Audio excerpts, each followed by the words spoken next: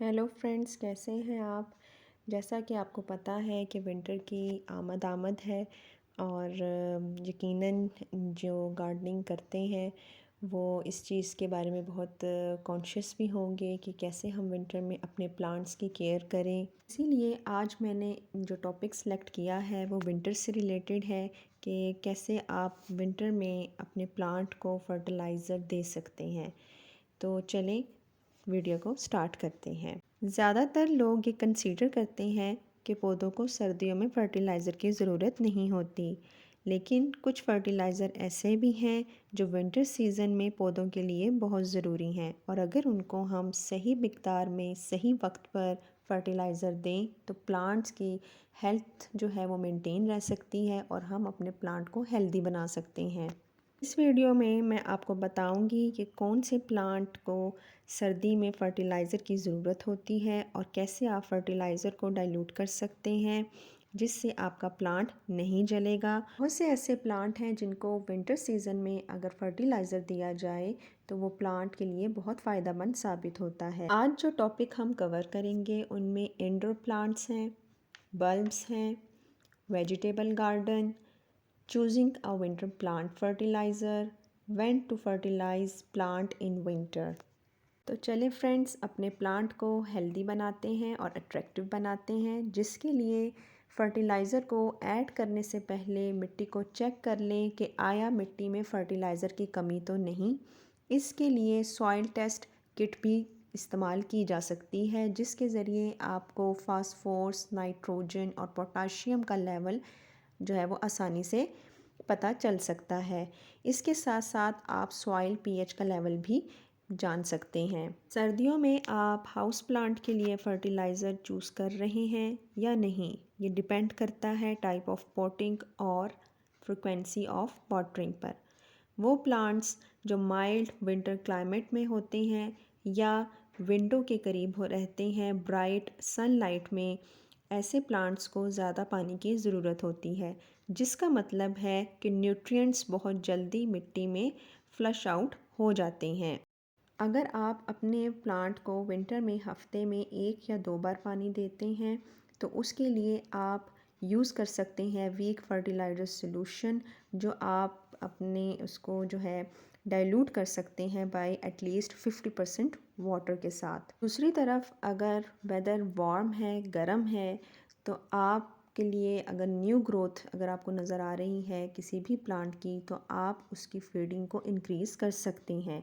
वो house plants या succulents जिनको विंटर सीज़न में वाटरिंग वीक में 1 या 1 से कम देते हैं, तो ऐसे प्लांट्स को विंटर में फर्टिलाइज़र देने की ज़रूरत नहीं होती। बहुत से different late winter blooming bulbs होते हैं। अगर आप इन फ्लावरिंग बल्ब्स को विंटर में लगाते हैं तो ये आपके गार्डन को खूबसूरत बना सकते हैं, जैसा कि snowdrops, tulip, daffodils, paper white. और जो स्नोड्रॉप है, इसका जो फ्लावर्स होते हैं इनके वो 3 से 6 इंच तक ग्रो करते हैं और ये 7 से 15 सेंटीमीटर जो है वो टॉल होता है। ये स्नो के मौसम में भी खिलता है। डैफोडिल्स डिफरेंट कलर्स में आता है, जैसा कि yellow, white, orange and cream. Paper whites ये डैफोडिल्स की फैमिली का हिस्सा है। ये इंडोर और आउटडोर ग्रो कर सकता है। इसके फ्लावर्स प्योर वाइट होते हैं। अब बात करेंगे वेजिटेबल गार्डन की। विंटर के स्टार्ट में आप 10-10-10 का वेजिटेबल गार्डन फर्टिलाइज़र जो है वो यूज़ कर सकते हैं। इस टाइप का फर्टिलाइज़र में 10% पोटाशियम, 10% नाइट्रोजन, 10% फास्फोरस शामिल किया जाता है। इस तरह के फर्टिलाइज़र को यूज़ करने से जो न्यूट्रिएंट्स होते हैं वो मिट्टी में स्लोली रिलीज़ हो जाते हैं। विंटर सीज़न में 1 फर्टिलाइज़र अप्लाई किया जाता है और वही बेहतर रहता है। नेक्स्ट है choosing a winter plant fertiliser. Winter के दौरान सबसे बेस्ट फर्टिलाइज़र वो है जिसमें नाइट्रोजन का लेवल कम हो और पोटाशियम का लेवल ज़्यादा हो। इस तरह का फर्टिलाइज़र विंटर सीज़न में इस्तेमाल करने से प्लांट हेल्दी और स्ट्रॉन्ग रहता है। अगर विंटर के मंथ्स में प्लांट को नाइट्रोजन ज़्यादा दे दी जाए तो प्लांट के लीव्स बहुत ज़्यादा सॉफ्ट हो जाते हैं और प्लांट बहुत ज़्यादा हसास हो जाता है इसमें ज़्यादा चांस होते हैं कि प्लांट को बहुत जल्दी जो है वो कोई भी डिज़ीज़ जो है वो लग सकती है, लाइक फंगल जो है, या फिर कोई कीड़ा जो है वो लग सकता है। इसीलिए कोशिश करें कि नाइट्रोजन की मिकदार को कम रखें। स्प्रिंग सीज़न में आप नाइट्रोजन लेवल को हाई कर सकते हैं। नेक्स्ट पॉइंट है when to fertilize plants in winter. Winter season में अगर आपने प्लांट को फर्टिलाइज़र देना है तो बेस्ट टाइम है कि आप उसको फर्टिलाइज़र अर्ली मॉर्निंग में दें। इस तरह से फर्टिलाइज़र देने से प्लांट को फंगल डिजीज़ होने का रिस्क रिड्यूस हो जाता है। अगर आप लिक्विड फर्टिलाइज़र का यूज़ कर रहे हैं तो फर्टिलाइज़र को डाइल्यूट कर लें विद 50% वाटर के साथ और डायरेक्ट मिट्टी में डाल दें। फर्टिलाइज़ उस सूरत में प्लांट को मत दें जब स्नो हो। यहाँ पे मैं आपको एक अहम बात बताती चलूँ कि कोशिश करें कि केमिकल फर्टिलाइज़र को प्लांट्स में इस्तेमाल ना करें, ख़ास तौर पे वेजिटेबल प्लांट्स जो हैं उनमें, या जो फ्रूट प्लांट्स हैं इनमें कम करें। और वेजिटेबल प्लांट्स में बिल्कुल भी ना करें। चाहें तो फ्रूट प्लांट्स में आप कर सकते हैं क्योंकि उसमें आपको ज़रूरत पड़ सकती है। वेजिटेबल प्लांट्स बिल्कुल प्योर ऑर्गेनिक ही रखें। इंडोर प्लांट्स, आउटडोर प्लांट्स और फ्लावरिंग प्लांट्स, इसमें आप केमिकल फर्टिलाइज़र का इस्तेमाल कर सकते हैं। एनपीके का मतलब है N for nitrogen, P for phosphorus और K for potassium. NPK pack पर अक्सर आपने लिखा हुआ देखा होगा 1919 2020, ये रेशो को शो करता है। जैसा कि एनपीके 1990 में एक बैलेंस फर्टिलाइज़र होता है जिसमें नाइट्रोजन, फास्फोरस और पोटाशियम तीनों बराबर मिकदार में होते हैं। एक गार्डनर के लिए बेस्ट है कि वो 19-19-19 का बैलेंस फर्टिलाइज़र इस्तेमाल करें। अब सवाल ये पैदा होता है कि एनपीके की कितनी मिकदार को इस्तेमाल किया जाए और कैसे किया जाए।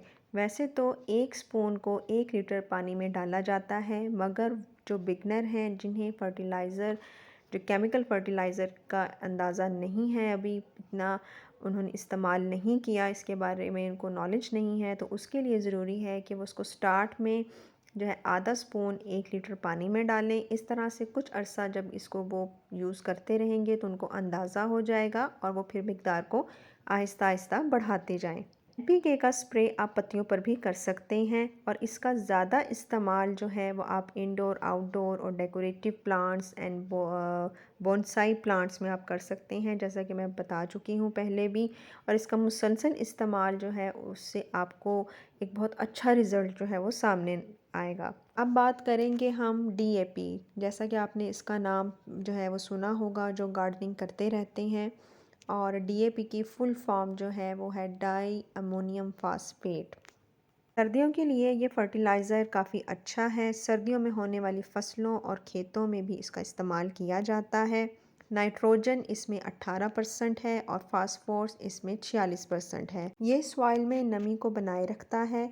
इसके 4 से 5 दाने आप प्लांट में डाल सकते हैं। इसके अलावा 10 से 15 दिन के अंदर दोबारा से आप इसको रिपीट कर सकते हैं। केमिकल फर्टिलाइज़र है माइक्रो न्यूट्रिएंट्स, जैसा कि एनपीके, डीएपी के साथ साथ प्लांट को माइक्रो न्यूट्रिएंट्स की ज़रूरत होती है जिनमें आयरन, जिंक और कॉपर जैसे न्यूट्रिएंट्स होते हैं। इन सब का जो है होना एक प्लांट के लिए बहुत ज़रूरी है और प्लांट की ग्रोथ में इनका एक अहम रोल है। इससे पौधा बहुत अच्छे से ग्रो करता है और फल और फूल अच्छे से देता है। माइक्रो न्यूट्रिएंट्स को पानी में घोलकर स्प्रे कर सकते हैं। ये थोड़ा कॉस्टली होता है। ये आपको किसी भी सीड की शॉप से आसानी से मिल सकता है या फिर किसी गार्डनर शॉप से आप इसको ले सकते हैं। अब हम बात करेंगे ऑर्गेनिक फ़र्टिलाइज़र की। ऑर्गेनिक फ़र्टिलाइज़र में जो नंबर 1 पे है वो है कंपोस्ट। ये एक ऑर्गेनिक फ़र्टिलाइज़र है। इसको हर तरह के प्लांट्स में आप यूज़ कर सकते हैं। ये बेस्ट फ़र्टिलाइज़र है। इसको डायरेक्ट आप मिट्टी में भी शामिल कर सकते हैं या आप जब पौधों की गुड़ाई करते हैं उस दौरान भी आप तमाम पौधों में डाल सकते हैं। या फिर इसका दूसरा तरीका ये है कि आप कंपोस्ट को पानी में भिगो दें पानी में भिगोने के बाद जो कंपोस्ट टी होती है उसको आप यूज़ कर सकते हैं। कंपोस्ट को पानी में आप 24 आवर के लिए भिगो दें और वक्फे वक्फे से इसको हिलाते रहें और छान कर इसको पौधों में डाल दें।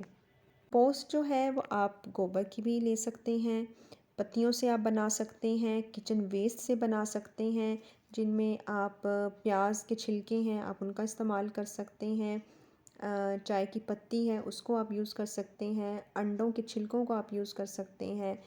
ये तमाम चीज़ों से आप कंपोस्ट बना सकते हैं जो कि ऑर्गेनिक हैं और ये एक प्लांट के लिए बहुत ही फ़ायदेमंद है। जो ऑर्गेनिक फर्टिलाइज़र है वो है बॉन मील। ये बॉन मील का मतलब है हड्डियों का चूरा। बॉन मील का इस्तेमाल से पौधे को जो है एक प्रॉपर फास्फोरस और कैल्शियम मिलता है। बाज़ जगहों में जो शॉप्स हैं वहाँ पे आपको बॉन मील में सिर्फ हड्डियों का चूरा जो है शामिल किया जाता है। कुछ में हड्डियों के चूरे के साथ चिकन मैन्योर भी शामिल होता है। सर्दियों में इसका इस्तेमाल बहुत अच्छा रहता है क्योंकि इसकी तासीर जो होती है वो गर्म होती है। गर्मियों में कोशिश करें कि इसका इस्तेमाल ना करें। अगर आप इस्तेमाल करना चाहते हैं तो उसकी क्वांटिटी को कम कर दें। चिकन मैन्योर काफ़ी तेज़ होता है और ये प्लांट की ग्रोथ को बूस्ट कर देता है। इसके इस्तेमाल से पौधों का साइज़ बढ़ जाता है। ये गुलाब जैसे पौधों में भी इस्तेमाल किया जा सकता है जिससे उनकी ग्रोथ में इजाफ़ा होता है और फ्लावरिंग भी बहुत अच्छी होती है। नेक्स्ट हमारा जो ऑर्गेनिक फर्टिलाइज़र है वो है नीम खली। नीम खली का मतलब क्या है, जब हम नीम के बीज से ऑयल निकालते हैं तो जो बचा हुआ हिस्सा होता है उसे हम नीम खली कहते हैं। नीम खली पौधों की ग्रोथ के लिए बहुत ही हेल्पफुल साबित होता है, पौधों को इंसेक्ट से बचाता है और आप इसको डायरेक्ट भी यूज़ कर सकते हैं। जब आप गुडाई करते हैं उस दौरान आप पौधों में डाल सकते हैं या फिर पानी में भिगोकर भी इसका इस्तेमाल आप कर सकते हैं। नेक्स्ट है मस्टर्ड केक यानी कि सरसों की खल। सरसों की खल भी उसी तरह से है जैसे नीम खली है। इसमें भी सरसों से जब ऑयल निकाल लिया जाता है तो उसका बचा हुआ हिस्सा जो है उसे हम सरसों की खल कहते हैं। ये गांव में आसानी से मिल जाता है। अगर ये आपके पास पुरानी पड़ी है तो आप इसको डायरेक्ट इस्तेमाल कर सकते हैं और अगर आपके पास ये ताज़ा है तो इसको डायरेक्ट इस्तेमाल ना करें क्योंकि अगर डायरेक्ट इस्तेमाल करने से इस पे फंगल जो है वो आ सकती है। इसीलिए इसको पानी में भिगोकर इस्तेमाल करें। 10 लीटर पानी में 1 किलो खल को भिगोकर रख दें 24 से 48 घंटों के लिए और इसको छान कर इसमें मज़ीद थोड़ा पानी डालकर इसको पौधों में डाल दें। तो दोस्तों ये थे कुछ बेस्ट ऑर्गेनिक और केमिकल फर्टिलाइज़र जो मैंने आपसे शेयर किए हैं और आप इनको इस मौसम में जो मौजूदा मौसम है क्योंकि विंटर आ रहा है, विंटर में अपने पौधों की ग्रोथ के लिए जो है ये आप इनको इस्तेमाल कर सकते हैं, पौधों में डाल सकते हैं। तो आप मुझे ज़रूर बताइएगा कि आप कौन सा फर्टिलाइज़र जो है वो यूज़ कर रहे हैं। आई होप कि आपको वीडियो ज़रूर पसंद आई होगी। तो मेरी वीडियो को लाइक करें, शेयर करें और कमेंट्स ज़रूर दें। अगर आप मेरे चैनल पर नए हैं तो सब्सक्राइब करें और बेल आइकन के बटन को ज़रूर दबाएं ताकि मेरी नई आने वाली वीडियो को आप आसानी से देख सकें। तो इंशाल्लाह फिर मुलाकात होगी एक न्यू टॉपिक के साथ। Take care.